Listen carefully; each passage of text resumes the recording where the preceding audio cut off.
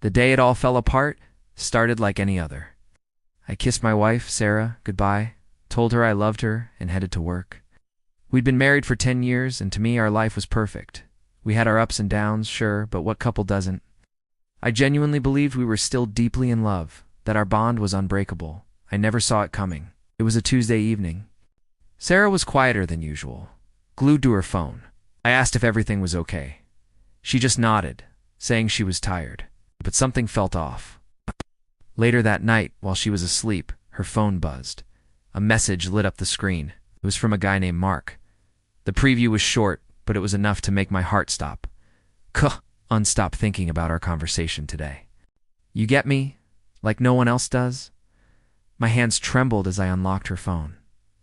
I know I shouldn't have, but I had to know. And there it was. Months of messages, not just casual chats, but deep, intimate conversations. She was sharing her dreams, her fears, her frustrations with him.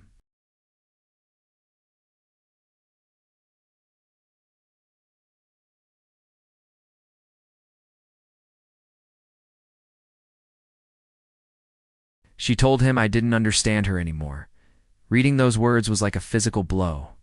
Lonely? I worked those long hours for us, for our future. I thought I was being a good husband, a provider. How could she feel lonely when I was right there beside her every night?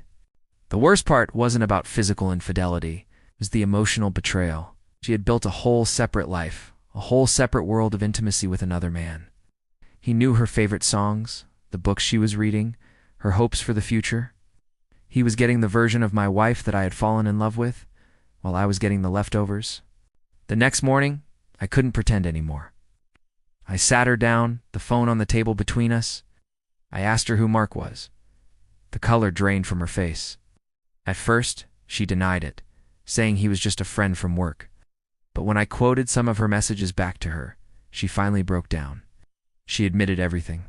She said she never meant for it to go this far, that it just started as a friendship and spiraled. She cried and apologized, saying she was confused and lost, but her words felt hollow. How do you come back from that? Do you rebuild trust when the very foundation of your relationship has been shattered?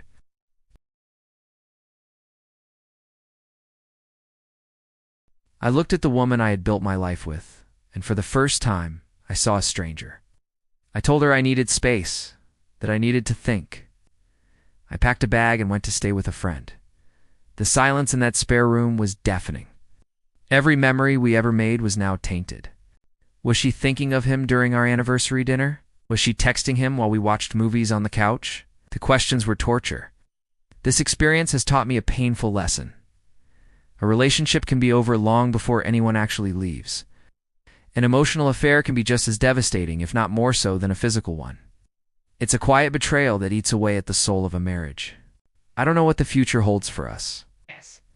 Maybe we can find our way back through therapy, or maybe this is the end.